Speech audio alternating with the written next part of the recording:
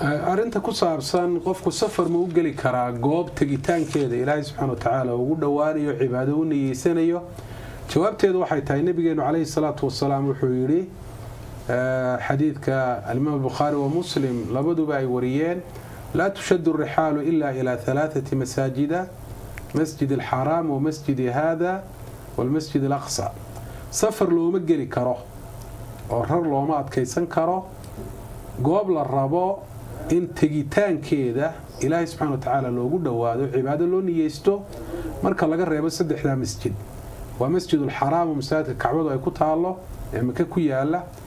iyo masaajidkayga buu nabigu calayhi salaatu wasalaam waa masaajidka Madiina ku yaala ee nabigu calayhi salaatu wasalaam uu dhisay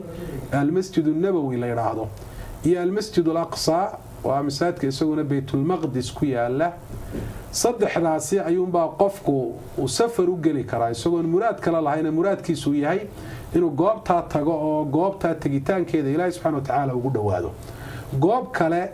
oo qofku u gali karo safar iyadoo muraadkiisu yahay oo qura in goobta tagitaankeeda Ilaahay subhanahu wa ta'ala ugu dhawaado lama ogola xadiidkaas ayaana mas'ala saaw cadeeyay saxaabiga la oran jiray Abu Basra al-Ghifari markuu arkay Abu Hurayra radiyallahu anhu oo Madiina ku soo socdo oo meel kale ka soo socda wuxuu ku dhiminayna aqbalta xagee ayad ka timi wuxuu waxaan ka yimid Tuur haythu kallama Allah Musa meesha la raado Tuur ayaan ka yimid halkii Ilaahay Musa uu kula hadlay wuxuu ku yiri Abu Basra mar dambe sidaasi hayeel nabigu calayhi salaatu wasalaam wuxuu la tushaddu ar-rihal illa ila thalathati masajid xadiidkaasi ayuu u sheegay marka meesha ma ha noqoto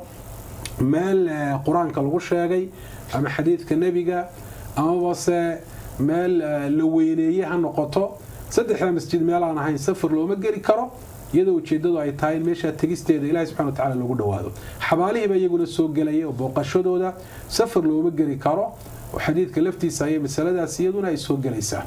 qofku safar uu gali karaa meel uu ujeedo kale ka leeyahay meel uu doonayo inuu cilmi ka soo barto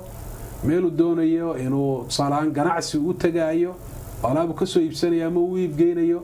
meel uu cid ku soo booqanayo waalidkii qaraabadii laakiin masaladu waxay ku saabsan tahay in safar loo galo meel safarka ujeedada loogu galayaaba ay tahay safarkaba loo curinayaa in meesha tagitaankeeda Ilaahay subhanahu wa ta'ala loogu dhawaado marka masaajida kale oo dhamina xadiidka way soo galayaan oo lama ogola in safar loo galo in masaajid waxa weeyaan iyadoo ujeedo kale aan loo tagayn ujeedadu ay tahay in tagista la tagayo meesha Ilaahay subhanahu wa ta'ala loogu dhawaanayo saddexda masjid ayuu xadiidku ka soo reebay wallahu a'lam